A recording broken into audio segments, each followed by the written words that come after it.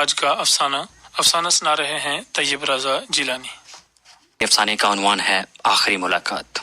آمنہ اور ظہیر دونوں اپنی بی اے کی سند حاصل کرنے کے بعد یونیورسٹی میں داخل ہوئے۔ دونوں ذہنی تھے اور دونوں ایک دوسرے کو چاہتے بھی تھے۔ بعد از داخلہ پڑھائی شروع ہوئی۔ چند روز تو دونوں ایک دوسرے کے ساتھ کافی مخلص رہے، لیکن آہستہ آہستہ آمنہ کے خیالات ظہیر کے خیالات سے مختلف ہونے لگے۔ ظہیر پڑھائی کو لے کر بہت فکر مند رہتا تھا، لیکن آمنہ لاپرواہی برتنے لگی۔ خیر، پہلے سیمسٹر کے امتحان میں ہی آمنہ کے 2 کورس لڑکھڑاتے ہوئے پار لگے، وہیں ظہیر کا نام فہرست کے پہلے مقام پر۔ لیکن آمنہ پھر بھی لاپرواہیوں سے باز نہ آئی اور اپنی سہیلیوں کے ساتھ کچھ ایسی راہ پہ چل پڑی کہ اپنی تباہی و بربادی کا سامان خود ہی کرنے لگی۔ چند امیرزادی سہیلیوں کی سنگت نے آمنہ کو ان راستوں پہ چلایا کہ خود سے بیگانی ہوتی گئی۔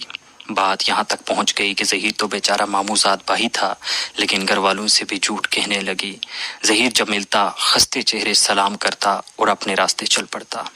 ایک روز آمنہ کے والد نے شہر کا رخ کیا اور بغیر بتائے آمنہ کے کمرے کے دروازے پہ آ کر دستک دی، جہاں چند امیرزادیوں کے ہمراہ ایک عالی شان پارٹی ہو رہی تھی۔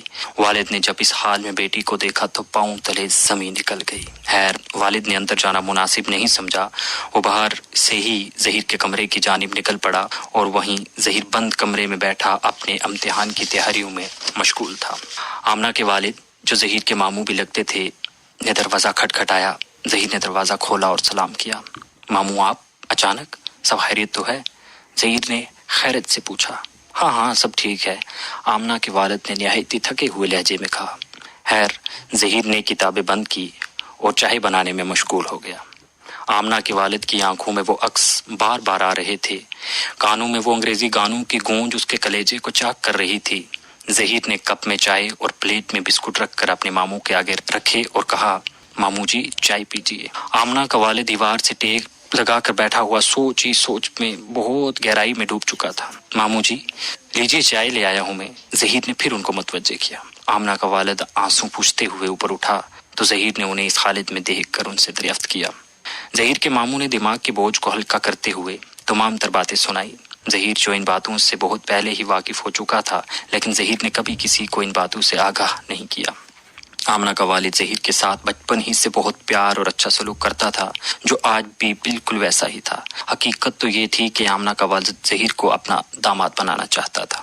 ایک روز جب ظہیر یونیورسٹی کے گیٹ سے اندر داخل ہوا تو شعبہ سیاست کے سامنے ایک امیرزادے کے ساتھ مستی میں مشغول آمنہ کو دیکھ کر باولا بچپن کی یادوں میں کھو گیا، جب آمنہ کے لیے ظہیر سے بڑھ کر کوئی نہیں تھا، جب آمنہ کے دن کی شروعات اور رات کا اہتمام ظہیر کے نام سے ہوتا تھا۔ وہ ایک دوسرے کی الفت میں اس قدر مخلص تھے کہ چوٹ ظہیر کو لگتی تھی اور درد آمنہ کو ہوتا تھا۔ ظہیر تھوڑا آگے بڑھا اور مسکرا کر اپنی خودی کو امجد اسلام امجد کا یہ شعر کہا کہ کہاں آ کے رکنے تھے راستے، کہاں موڑ تھا اسے بھول جا۔ کہاں آ کے رکنے تھے راستے، کہاں موڑ تھا اسے بھول جا۔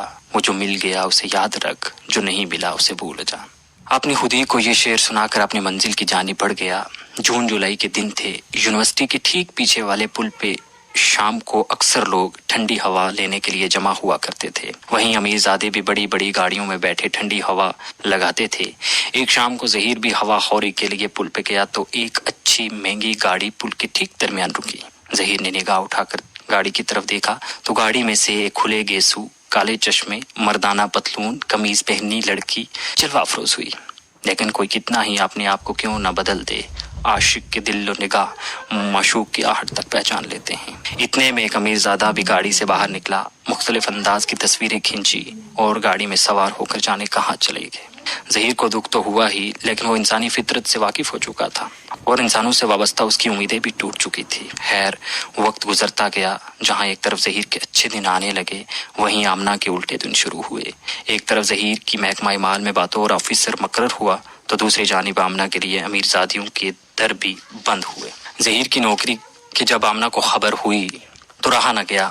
آمنہ کو ظہیر کثرت سے یاد آنے لگا۔ آج صبح ظہیر ابھی سو ہی رہا تھا کہ آمنہ کی کال پہ کال آنے لگی۔ لگ بھگ 20 مرتبہ کال کرنے کے بعد ظہیر نے فون اٹھایا تو آمنہ زور زور سے رونے لگی اور معافیاں مانگنے لگی۔ ظہیر نے اپنے بڑے پن کا مظاہرہ کرتے ہوئے ہر خطا کو معاف کیا اور سلامتی کی دعا دی۔ بات مکمل ہونے سے قبل ہی آمنہ نے ظہیر کو پرانی محبت کا ایک واقعہ یاد کرواتے ہوئے کہا، تمہیں وہ یاد ہے ایک روز تم نے کہا تھا کہ آمنہ دیکھنا ایک دن میں بڑا آدمی بنوں گا اور پھر دونوں شادی کریں گے. میں تمہارا انتظار کر رہی ہوں جانی. ظہیر نے خدا حافظ کہتے ہوئے فون رکھ دیا اور دفتر چلا گیا. ایک شام آمنہ کے اصرار کی پاسداری کرتے ہوئے شام لال چائے والے کے ہوٹل کے سامنے والے باغ میں ملاقات طے ہوئی. آمنہ ملاقات کو لے کر اتنی خوش تھی کہ وہ 6 بجے کے بجائے 4 بجے ہی باغ میں آ پہنچی. خیر ظہیر اب کوئی عام آدمی نہیں تھا بلکہ جناب ظہیر احمد صاحب کے ساتھ اب 2 سپاہی اور سرکاری گاڑی بھی تھی. اس آخری ملاقات میں ظہیر نے آمنہ کی ہر بات نہایت غور سے سننے کے بعد سنجیدگی کے ساتھ کہا، آمنہ میں تمہارا دل نہیں دکھانا چاہتا، لیکن حقیقت یہ ہے کہ میرے دل سے تم اتر گئی ہو اور تمہیں تمہارے امیر ذات مبارک. میں وہی ظہیر ہوں جس نے تمہیں بچپن سے لے کر آج تک چاہا، مگر اب چاہنے کی ہمت نہیں اور محبت بھی دم توڑ بیٹھی ہے. اپنے آپ کو سنبھالو اور اپنی زندگی خوشی خوشی جیو. خدا حافظ. سامعین، آپ افسانہ سماعت فرما رہے تھے. آج کا افسانہ سنا رہے تھے طیب رضا جیلانی. اب